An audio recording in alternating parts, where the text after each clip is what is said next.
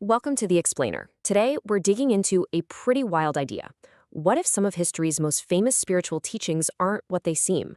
What if they contain a hidden, esoteric meaning, a kind of code just waiting to be cracked? So, let's just dive right into this. The source material we're looking at today puts forward this idea that the words of Jesus, well, they weren't just moral lessons for everyone to hear. They were actually a detailed map, a guide to some really profound inner transformation. Okay, so to really get our heads around this, we've got to start with the basics. What exactly are esoteric teachings anyway? Basically, these are messages that aren't meant for just anyone. They're designed for people who are ready to look past the obvious, to dig a little deeper. It's all about unlocking a higher understanding of our connection to the divine. The whole idea is that the biggest truths, they're not always spelled out for you. And here's where it gets really interesting. The source we're looking at suggests these hidden truths in Jesus' teachings aren't just out of nowhere. They actually echo some really ancient universal laws, like the famous Hermetic principles, which, if you don't know, are a set of ancient spiritual philosophies. Now, this is fascinating. Look at this. Both traditions are pointing to the exact same powerful idea, that our thoughts aren't just passive things floating around in our heads. No, they're seen as creative forces that literally, actively shape our reality and define who we are. And here's another parallel that's just wow. It's this idea that the divine isn't some far-off thing in the sky. The old Hermetic principle of as above, so below basically says the whole universe is a reflection of what's going on inside of us. And that lines up perfectly with the teaching that the kingdom of God is within you. So this idea of an inner world is absolutely central to everything. Let's really zero in on that powerful statement, the kingdom is within, because it acts as this huge pivot point for this whole interpretation. So you see, the big takeaway here is that this one single teaching completely flips the script on the whole spiritual quest. The search for God, for enlightenment, it's no longer about looking for something out there, some physical place. It becomes an inward journey, a journey into a state of being. And that just changes everything, doesn't it? The whole spiritual journey becomes about awakening this divine nature that, according to this viewpoint, is already inside every single one of us. It's not something you find, it's something you wake up to. Okay, now this is where things get really wild. This is where this esoteric code stops being just a philosophical idea and becomes surprisingly physical. We're talking about a connection directly to our own anatomy.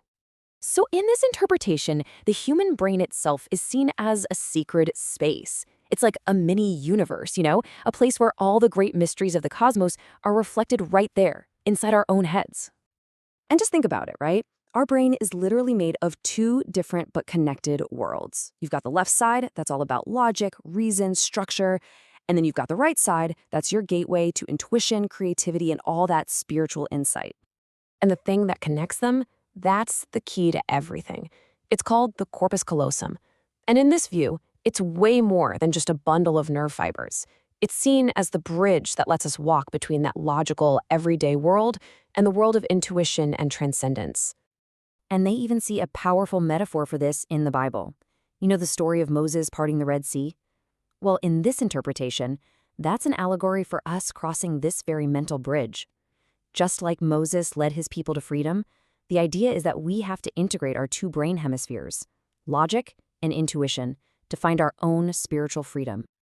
And this whole anatomical map idea doesn't stop there. It also shows up in another really significant number, the number 12.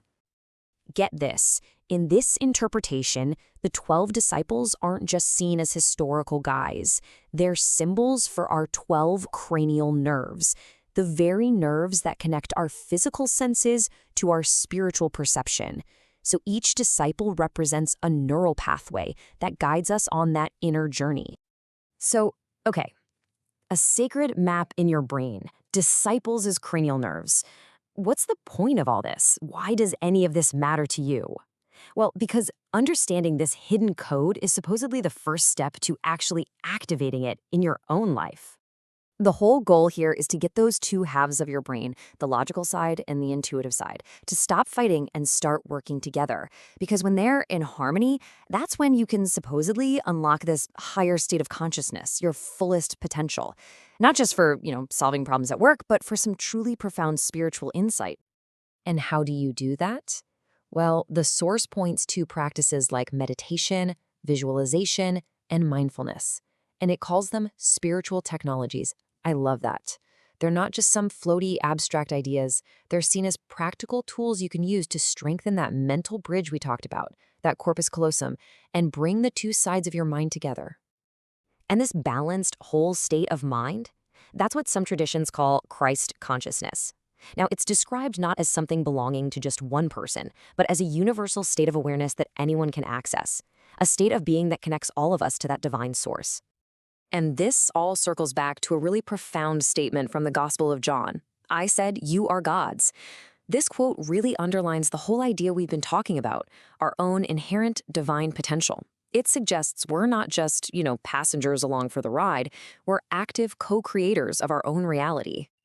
So, it leaves us with a pretty big question, right? When you look at these teachings through this kind of esoteric lens, you're invited to consider this really powerful possibility. What if the ultimate map to enlightenment isn't hidden in some ancient scroll or on a faraway mountaintop? What if it's been hidden inside of you all along, woven into the very fabric of your being, just waiting for you to find it?